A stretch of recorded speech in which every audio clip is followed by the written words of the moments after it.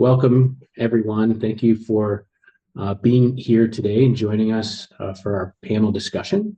My name is Ian Bozzoli. I'm the Chief Operating Officer at Integrate, and I'm the moderator for today's panel. I'm delighted to be here and excited to bring this group together for an important conversation. And we're here today to explore the impact of neurodiversity at work initiatives, strategies for how to holistically scale those efforts, and why these programs should be thought of as a business imperative. And we'll talk about how to take a thoughtful approach to neuroinclusion, how creating a culture where neurodivergent employees thrive truly benefits everyone. So panelists, could you please introduce yourselves, including your name, title, and organization?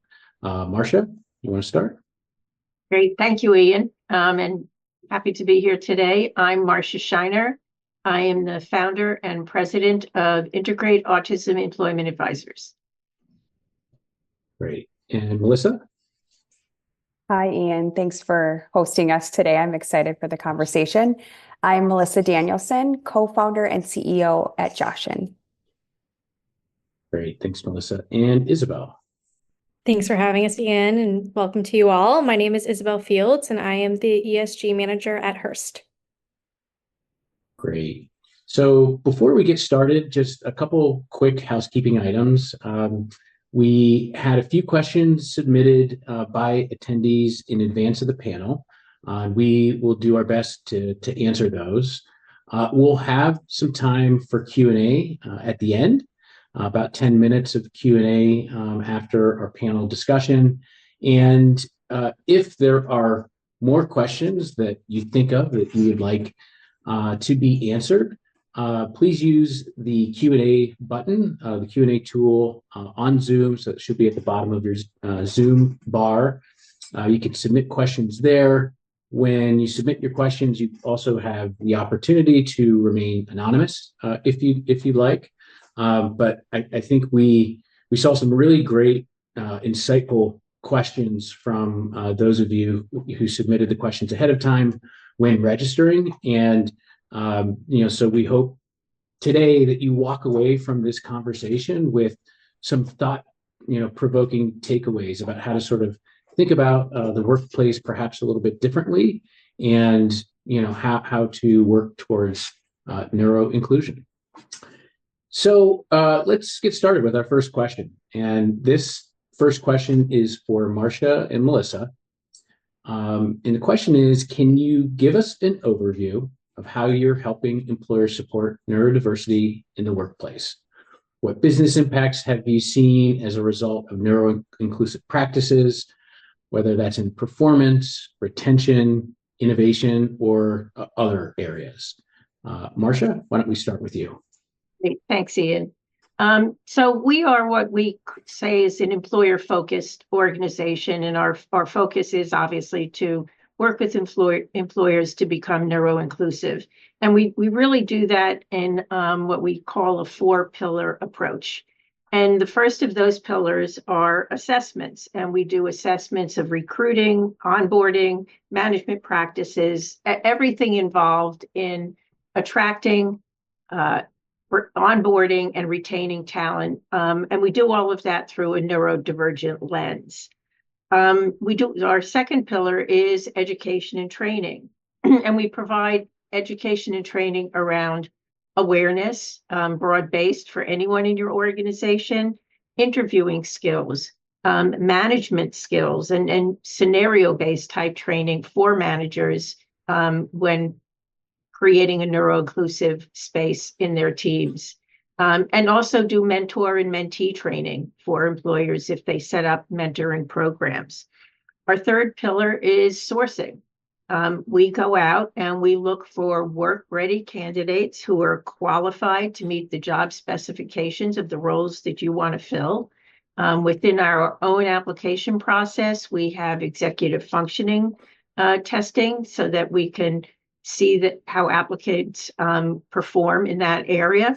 And we also use video interviewing platforms, mostly to give the candidates experience with those so that when they go through an employer process, they've had experience when employers use those platforms as well. And our fourth pillar is post-hire support. And that is both for the candidates and the managers. Frankly, we feel the manager support post-hire is probably one of the most important things that we do to make sure that they are having a forum where they can openly ask questions and get support around the skills and areas in which they feel that they want to become more neuro-inclusive. Now, obviously, we believe there are many positive impacts in terms of being neuro-inclusive, but probably one of the business impacts that we see stands out the most is every single manager that we speak to who has neurodivergent talent on their team and has gone through training will tell us they just become better managers of everybody who works for them. And it's really because most of what is involved in becoming neuro-inclusive is around clear communication and good, effective management skills. Great. I love that last piece of managers saying that training makes them better managers to all their staff. And I know we'll hear from Isabel in a little bit, and she can probably echo some of that as what Hearst has seen in working with Integrate and Joshin along the way. So Melissa, could you give us an overview of Joshin and sort of the impact that you see it having? Yeah, definitely. And I just want to call out Marcia. I love all of that. And that's why we love partnering with Integrate and obviously with Hearst. I think it takes a village, and all of those pieces together are really what drives that impact. One thing we really often talk with our clients about is it's important to recognize that even with an absence of like a dedicated hiring program, there's already a significant number of neurodivergent folks on your team and in your workforce today. So as all of us know, the community doesn't exist in a vacuum. There's a real gap in existing benefits and policies that really understand the wide-ranging needs in both the workplace and life, because we're neurodivergent, whether we're at work or we're at home, and we need that consistent support. So with that lens, Joshin provides really highly comprehensive, personalized navigation, whether that's to in-network providers that are neuroaffirming, community supports, super flexible to meet individual and very personalized needs. We also provide one-on-one coaching in the categories of professional, social, emotional, financial, and various education topics like special education, 504, IEP planning. And we have an extensive library of digital resources and training that we curate and create ourselves. Most of what we do is really built for the community. So that's a really powerful piece of Joshin, that representation really lives and breathes within our platform. And a key piece of Joshin is also that we support individual employees that self-identify as neurodivergent, as well as managers, team members, and caregivers that are supporting a loved one. What's really interesting is typically these are not mutually exclusive. So I am a parent of a neurodivergent child, and I am also neurodivergent, and I lead a team. So I think it's really important to recognize that, it's not a one and done. There's a breadth and depth here in the community that really needs to be understood and recognized. And as far as impact, I think one of the biggest impacts our clients see is self-disclosure rates. I'll talk a little bit more about that later on, but they're seeing an increase in those disclosure rates to managers. Managers then, to your point, Marcia, are better prepared to have those conversations appropriately and effectively. So it's a network effect that happens throughout the organization, all impacting the bottom line and company performance. Great, Kat. I love that point that you make, that every organization likely already has neurodivergent individuals working for them. With one, research tells us that 1 in 5 individuals are neurodivergent in some way. And so you think about that, but then even further out, to your point, people who are family members or have personal connections in other ways, and how strong of an impact that can have once you start to make an effort around neuroinclusion, a positive impact that can have. So the second question is again for Marcia and Melissa, and Marcia, I'll ask you first. Where are there synergies between your services and what combined impact have you seen for employers, leaders, and organizations when partnering with somebody like Joshin? Yeah, and I love Melissa's statement, it takes a village, because there's not a one size fits all solution for creating a neuro-inclusive workplace.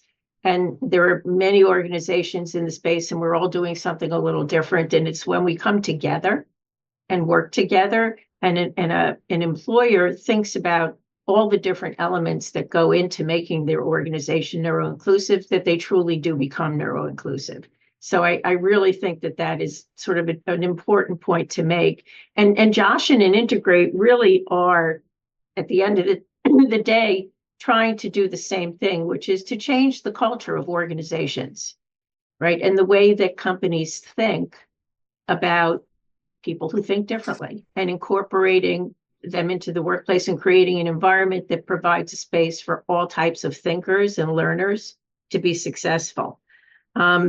So, we do not at Integrate just help organizations launch hiring initiatives. That's just a small piece of it. And for large employers, a hiring initiative of whether it's 10 people, 20 people, or even 100 people, or frankly, even 300 people. And the companies that have done at that scale have told you that in and of itself still does not change the culture of an organization. It's doing things like our assessments, where we're looking more broadly at recruiting and interviewing practices, and training and education, where we're trying to get as broad a touch across the employee population of a company as possible, that allow us to start to make that cultural change. So that's really, the goal of, what we are trying to do.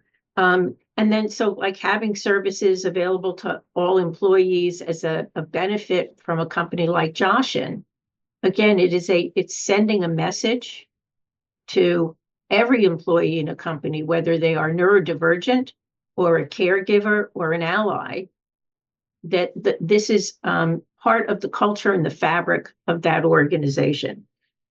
So this is, really how we think of it. And really, it's almost like a 360-degree view that you need to have around how you incorporate neuroinclusion into your workplace.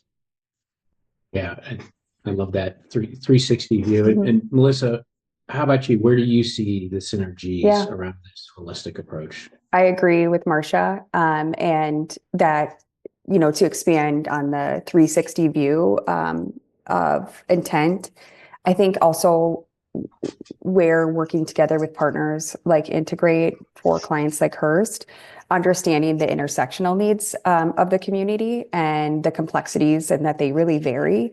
And to be truly neuro-inclusive, you need to factor these in, right? So what types of initiatives do you have that recognize those intersections? Is it ERGs? Is it, celebrating different identities and knowing that they often intersect?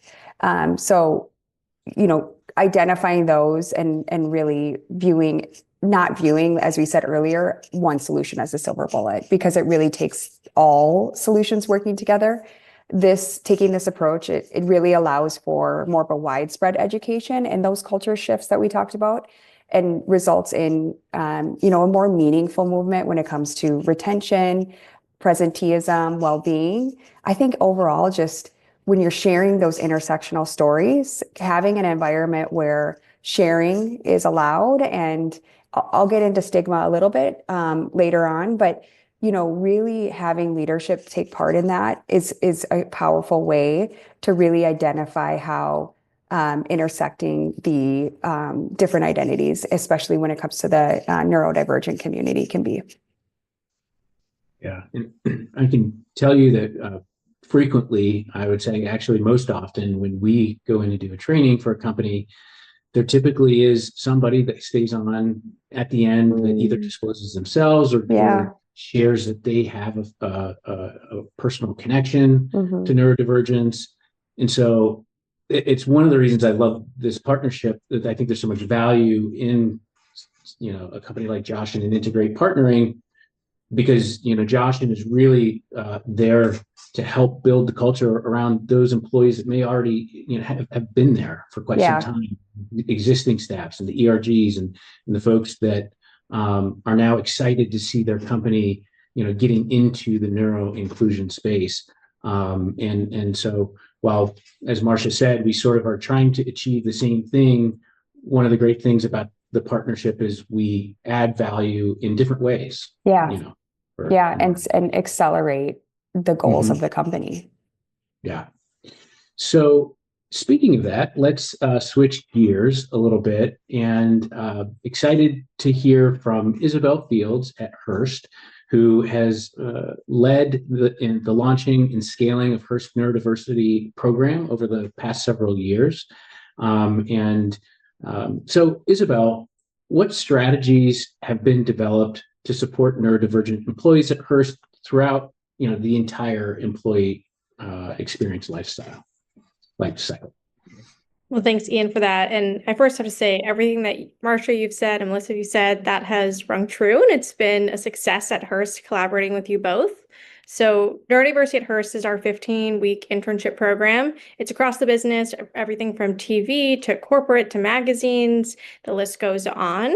And our goal is that we can not only bring in talent, but also help them in their own careers through mentorship programs, learning programs. And the other part of that is that we want to make sure that our managers and HR are trained on how do you write an inclusive job description? How do you manage someone who's neurodiverse? How do you interview neurodivergent people? And so that has been one key part of that, and that we continue to scale, not only through existing hiring programs that we're doing, but also the training part. You can really build upon that, involve more and more people. And so that's really where Integrate has come in and done a phenomenal job. I think the other side of it is, how do you support your existing neurodivergent workforce? More towards what Melissa was saying. So how do you support that parent? How do you support that individual neurodivergent person, or the spouse of someone even? And how does that play out? Because if someone is stressed in the home life, they're bringing that to work, meaning they're probably going to be less productive. Also, as an employer, we want to better support our employees in all aspects of their life, because that helps build retention for us. We want people to be proud to work for us. We want to make sure they feel supported. And so Joshin really is that answer in that way. I know we've said a lot about the 360 solution, but I think it really does feel that way for us. We feel like we're not only bringing in talent, but we're finding better ways to support that existing workforce and, those loved ones of them as well.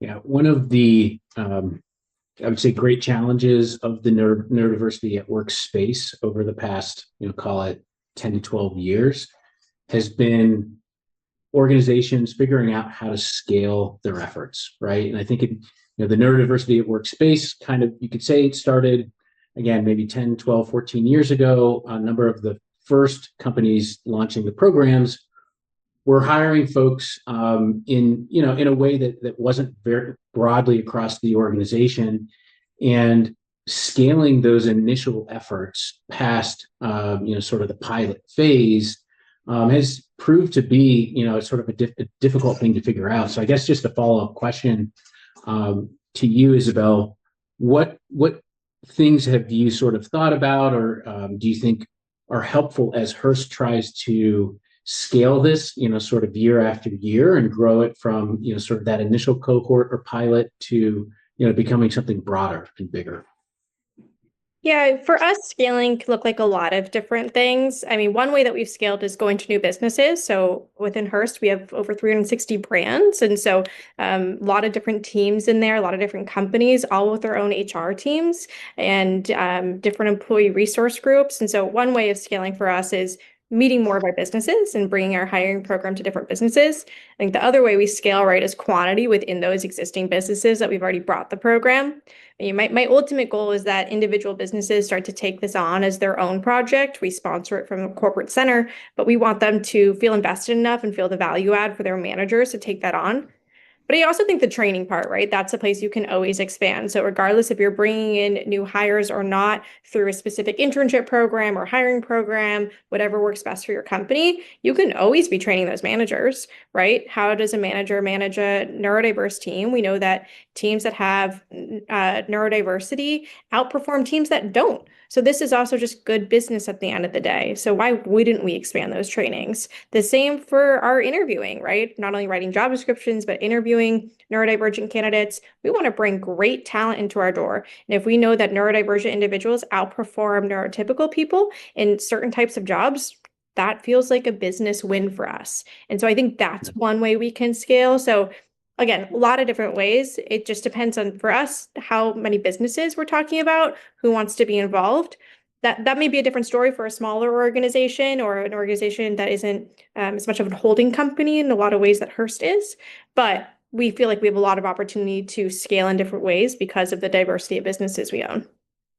Yeah, I love that. And I also really love what Hearst has done in terms of knowledge sharing. So one thing, Isabel's kind of put together sort of a manager program guide around, the learnings, right? And the things that they've learned along the way over the past several years, because I think that can be one of the difficult parts is when somebody leaves, a manager that's been through training, then there's somebody new that's stepping into that, and sort of that knowledge loss can impact the efforts to scale. But I think Hearst is really doing some innovative things to ensure that knowledge and those learnings aren't lost along the way. And I also just add something quick. Yeah. And Isabel also and Hearst started the Neurodiversity at Work breakfast, like bringing in and inviting other companies. And what I admire about Hearst is they're not precious about what their program is. They want to share it with everybody. And I think that speaks volume to the commitment that Hearst has, but also the scalability of this initiative. Yeah, and we're not proprietary about our information. And thanks for bringing that up, Melissa, because companies were so generous with us when we were getting into this space, which was only around 2 years ago, a little less even, and we're now in our third cohort of the program. And so we've scaled pretty quickly because so many businesses shared with us what worked and what didn't work for them. And for every business looking to start a program, you're going to have to find what your sweet spot is and what works well for your culture. And so we believe that we want to share back what we've learned and what's gone really well for us, what hasn't gone well for us. There's always areas for improvement. We always do a full post-mortem after an individual hiring program, but we really do believe that rising tides lift all boats in this space. And so, if you're a company out there watching this right now and you're not sure where to start, we'll share our emails at the end, but I'm always happy to chat with people because another company involved in this space is a win for us too, right? That means this strategy is more durable and is more widely accepted as a whole. And I think that's one of the things we always tell an employer, which is one of the ways to, again, become more neuroinclusive is when you're doing this, to be out there and talking about it, right? If you just look at the incidence rates Ian talked about in the beginning of how many people are touched by neurodivergence, being out there and talking about it and talking about what you are doing in your own organization makes you a more attractive employer to a very large swath of the potential workforce, neurodivergent or not. And it's, a lot of employers will say they want to do this, but they don't really want to talk about it. And what Hearst is doing is really important, not only for Hearst, but for all employers to really hear the message. Yeah. So we've got two questions left, and each of these two questions I want to pose to all three of you. So really the next question is around, in this complicated time around DE&I, why should companies invest in neurodiversity? Isabel, I'll let you go first. Thanks for that, Ian. Look, this is a fraught time. We don't want to stay away from that, but we don't believe that this is necessarily a DEI initiative, although it is. This is really just good business. This is a future of work strategy. 53% of Gen Z identify as neurodivergent, and in the next 5 years, they're going to be the neuro majority in the workplace. And so this is the future of work. And so companies have to prepare. And if we know all the statistics that managers who manage people who are neurodivergent become better managers and their teams run better. It's like, why wouldn't we do this? We have a strong ROI. A lot of what I do is I go kind of sell the program internally to different businesses that we have. And so I go on these roadshows within Hearst, and I share these statistics with them, and everyone's like, oh, this just makes sense. And so I think if you divorce it from a DEI strategy and you think about it more as a future of work strategy, there's a lot more opportunity as a company to continue to invest in this area, actually expand. You have to think about whether it's your floor plan in your physical office to make sure that's neuro-inclusive, knowing that you have more people coming in the next few years who are going to be neurodivergent. To think about your hiring, you have to think about benefits. I think, partnerships with Integrate and Joshin for us have really allowed us to broaden that and to invest in a way that feels durable in this complicated time around DEI. Yeah, I think that makes sense. Melissa? Yeah. Isabel's right. Companies that invest in neurodiversity and support neurodivergent talent see better business results.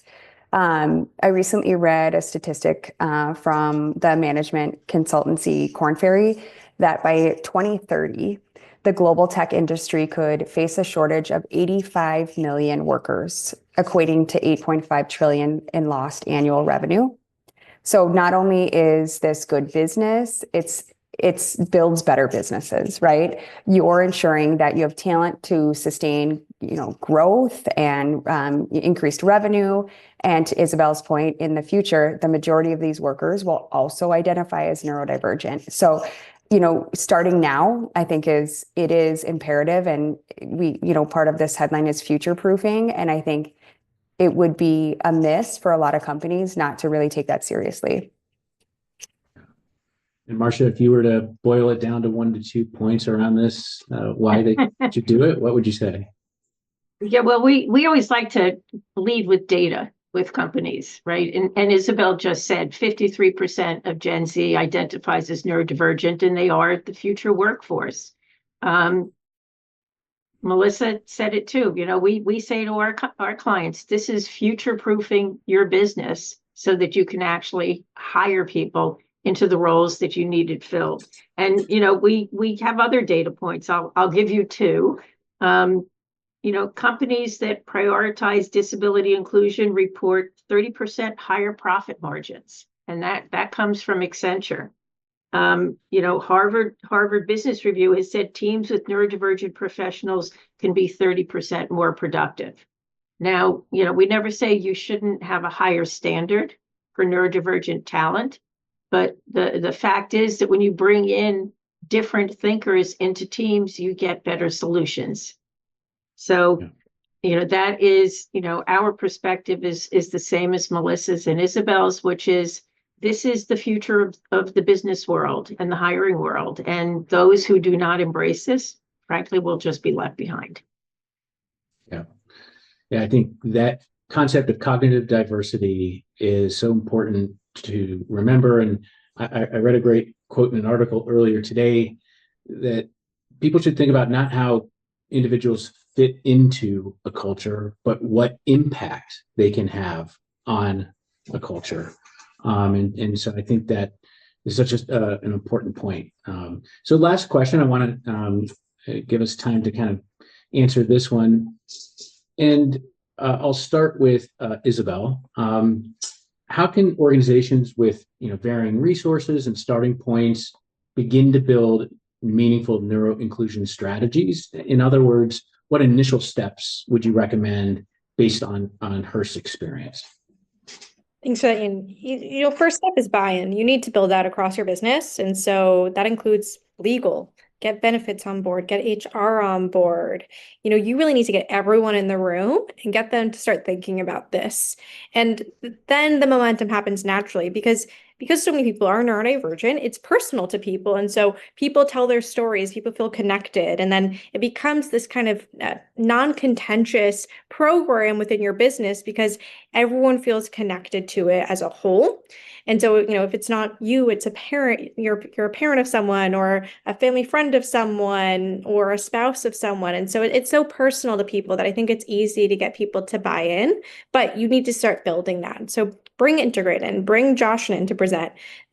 We'll share the business case, right? At Hearst, we're always happy to share that with other businesses as well, as I said earlier. But I think that's the first step. Start educating everyone on the opportunity that hiring neurodivergent talent is. Great. Thanks, Isabel. And Melissa, what advice would Yeah. you give as starting points? I think culture first, right? And I mentioned stigma earlier. So addressing stigma, if it's present, it's massively important. I think you can have a hiring program and benefits, but if you haven't really tackled that, it's not going to make a difference. So we at Joshin are unlocking data that nearly 1 in 2 Joshin members that have a condition have not disclosed to their employer due to stigma, reluctancy, fear on impact of job or advancement in career. So I think there's a real opportunity to build on the great foundation that so many employers have. I mentioned ERGs, employee resource groups, being a huge one. So making sure that you're using those groups as a way to really understand the needs and the culture. It's a thermometer, right? And paying close attention to it and making sure you have executive sponsors. So the benefit and resources that employers provide are important, but it's just as important to pair them with efforts to ensure that employees are actually comfortable using them, because it would be such a big bummer, to say the least, like to put these great programs in place, but not have people use them because they're scared to. So, at Joshin, everything is anonymous. So whether you're enrolling, none of that is disclosed to your employer. So I think creating those safe spaces, whether it's in the ERG, whether it's in your benefits or one-on-one conversations with, HR managers, are really critical, and making sure that everyone has a voice to be able to be honest and really show up and share where they're at. With the ERGs, making sure, as I mentioned, that there's an executive sponsor. It really does make a difference. They take that information and they bring it to the top where some of those key decisions are made.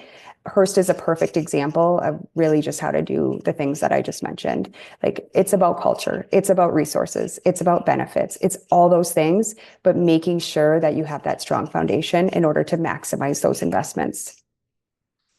And I think you touch on a great point. I mean, there is growing evidence that psychological safety is, key to retaining top talent, right? And that's what today's workforce, and even more so tomorrow's workforce, is going to be looking for. And so I think that's an immediate benefit, around kind of that people coming forward and sharing their connection that companies would see. Vulnerability is key, honestly. Like, humans want humans. Humans want to work with humans. So when you have those open conversations and having executives share their personal stories, it creates that environment. And Marcia, what advice would you give to companies starting on this journey? Well, we always look at what are some best practices, whether you are launching a program, a specific program, or just looking to build a neuro-inclusive culture. Some of them are the same and some are, specific to one or the other, but, regardless, having a program manager, someone like Isabel, having an Isabel in your organization who is empowered to oversee all aspects of creating that neuro-inclusive culture, whether it's launching the program or bringing in a Joshin and having the benefits program, or getting just broad-based training programs out there, is incredibly important. You need that person who is driving the effort. You want to make sure that you have representation of your neurodivergent talent that's already in your organization involved in that process. There's a saying in the community, nothing about us without us. And for, again, organizations to launch and run programs, it's really important to have that neurodivergent voice as part of the from conception right through execution. If you're launching a program, we always say start small. Start with a pilot. Every organization is different. There isn't a one size fits all. And you need to figure out what works in your organization and what you want to create a successful model in a sort of an incubator environment, and then grow it more broadly within your organization, which is very much what Hearst has done. Melissa mentioned have an executive champion. You need that person at the top who is supportive. People tend to fall in line when that happens. We always say, particularly when you're doing hiring and you have managers, in the early stages in particular, you want managers who step up and volunteer for this. You don't want what we call voluntolds. People are doing it because they think it'll curry favor with their boss or make them look good. Sometimes their motivations show up in the wrong way when they actually have to manage people. And finally, an assessment. An assessment can be a valuable tool for any organization as you launch into this process.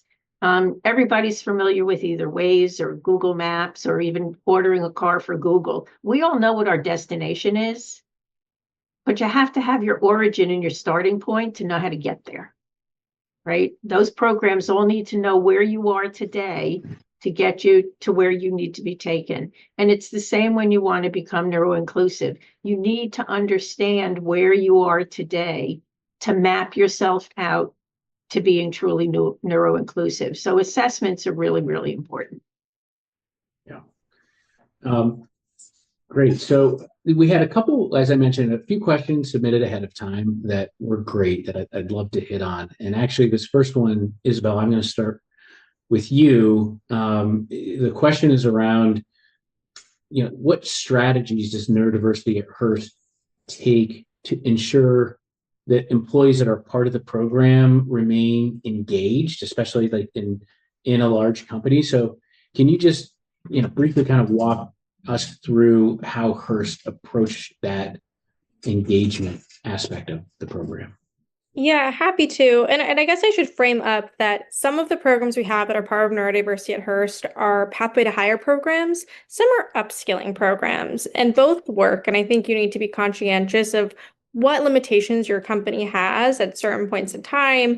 2025, people are, a little bit more having a little more challenges with in terms of budgets. And I know a lot of companies are struggling with forecasting headcount for that reason. And so upskilling programs may be a good way for some companies to continue to invest in neurodiversity through no commitment to hire. That said, we also have some hiring programs. So it depends on which programs I'm talking about. For our Pathway to Hire programs, for those that stay with us and get full-time offers, I check in with them every couple months. I see how are you doing. If there's a manager change, right, then I invite that manager to an upcoming manager training that we're doing or touch base with them. And I think those touch points are important, especially when there's a lot of change within a business, right? Whether your business is going through a reorg or there's a new manager or there's a new teammate, you need to make sure that everyone is still running according to plan. And also maybe there's opportunities that individual employee needs. So it just takes time, frankly, to do that. And you need to have that personal relationship. I'd say on the flip side, right, for our upskilling programs, we want to make sure people are engaged throughout the internship, right? So if they say they want to meet someone in a totally different division, they're working in magazines, they want to meet someone in transportation, let's make it happen. We do learning series events, we do mentorship for them. We want to give them exposure to a variety of career paths, and then also different people they can add to their network that they can take with them, whether they stay with Hearst and move to a different business unit or beyond as well. And we get feedback from them, right? So every cohort, we get some feedback. We continue to refine and learn as we go. But I think that's the most important point is just talk with them. Like talk with your interns, talk with your workforce. What do they need? What gaps do they have? And how can we continue to improve their experience at Hearst? Yeah, no, I love that.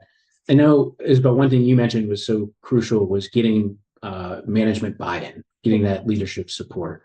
Yeah. So Marcia, I'll pose this question to you. How do you get management to buy into a neurodiversity inclusive leadership training, especially if it's something that you want to make mandatory to managers? How do you really get that buy-in from management? Well, I guess I would go back to the discussion we had before around the business imperative. When you go to managers and you talk about the fact that this is what their future workforce is going to be, and give them data and information. I remember talking once to one of the senior managers who was running a program at another company. And he said every time he went to a manager and he talked about the increased productivity they were seeing out of the teams where they had neurodivergent talent, every time he talked about the retention rates, which were well over 90%, of their neurodivergent employees, and this company at the time had probably close to 200 individuals, those managers were like, where do I sign up for this program? So I think if you talk to managers about the business aspects of why this is important, about how it is going to improve the solutions that their teams develop, how it's going to improve how the dynamic of their teams and their productivity, that's what every manager wants. They want to do well, they want to deliver. And if you show them the data that supports how having a diverse team of thinkers is going to help them deliver a better solution and better product and do better, almost all of them are going to be quickly clamoring to sign on. Yep. Ian, if I can add on to that, I think what you also need to figure out is how this is helping other people in their roles. So if you're the champion of the program and you're trying to get HR involved, figure out what the KPIs that HR team has and figure out how this helps them. You want to make this a business win for everyone involved, not just the manager, but the HR groups, the legal groups. And that's how you're going to get them bought in, because they're going to see how this is actually a success for them, gets them closer to their goals that they report to their managers. And that's how you can really build some momentum. So whether people are hesitant or not, find those opportunities and make them wins for not only the program, but for all the people you need to be involved to make the program successful. Yeah. And Melissa, I will give the last question to you, and it's really around what challenges should a company be aware of in terms of trying to sustain a neurodiversity program, especially early on, right? Yeah. I think there's always a lot of enthusiasm right away, but in those early days and then beyond, how do they sustain that momentum? Yeah, I do. I think there is excitement, and I think creating, really having a thoughtful plan, at least for, a 12-month plan on how you're going to communicate this support within the organization is key. And again, lean on your partners for that. There are so many times within a year that this topic, whether it's Autism Acceptance Month or others, where it's really, really important and relevant to make sure you're front forward in what you're providing for supports for employees. As I'm talking, I think a big point is lean on your solution partners like Joshin and Integrate, right? Like, you brought us in for support in this area. Employers don't have to be the experts in everything. I think really leveraging and leaning on your partners is key. And with that, work with them to measure. We're talking about data here, and really work with your partners on identifying those key business areas you need support with and leaning on them, to be responsible for measuring. Yeah. Data is so important when making the business case. So I know we're just about at our time. I want to say thank you to all of our attendees who joined us today. Thank you to our panelists for your time and perspectives. I think it's clear that embracing neurodiversity benefits us all. And, when we build workplaces where everyone can thrive, businesses thrive as well. So we hope everybody enjoyed the panel discussion today and is taking away, some tangible thoughts to, take to your efforts in your organizations.